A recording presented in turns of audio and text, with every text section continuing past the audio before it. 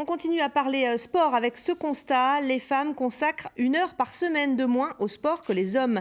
L'une des raisons de cette situation, c'est le faible nombre de clubs ouverts aux filles. En football, par exemple, l'offre était quasi inexistante il y a quelques années en milieu rural. Mais les choses changent. 30 clubs comptabilisés aujourd'hui en Haute-Vienne. Exemple avec Nantia, une équipe qui vient de se former et qui jouait aujourd'hui contre l'étoile sportive Nouic-Mézières. Reportage Lola Bonin-Adriaco et Valérie Agut.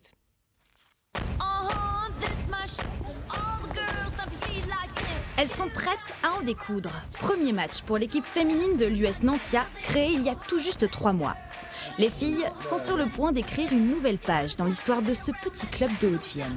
La dernière fois apparemment qu'il y a une équipe de foot à Nantia, en féminine, c'est en 1970. Ça a duré qu'un an. Là, on va faire beaucoup mieux. Les femmes veulent investir le terrain. Et au plus près de chez elles. Les garçons ont l'avantage d'avoir beaucoup de clubs, donc ils peuvent jouer près de chez eux. Les filles, c'est pas le cas. Dans la région, il y a très peu de clubs. Il va y avoir Limoges, Saint-Léonard, c'est à peu près tout.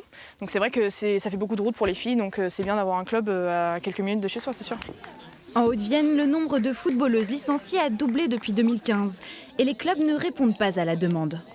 La démarche est pourtant simple. L'idée, on l'a eu au mois de mars. 3 mois plus tard, on a 20 à 30 joueuses qui viennent. On a des gens autour de la touche.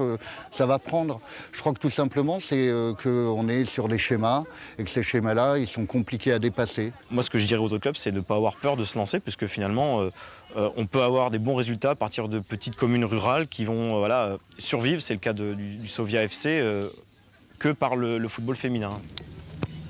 Ouvrir des clubs féminins en zone rurale, c'est permettre à plus de femmes de se professionnaliser dans l'univers du football, jusque-là majoritairement masculin.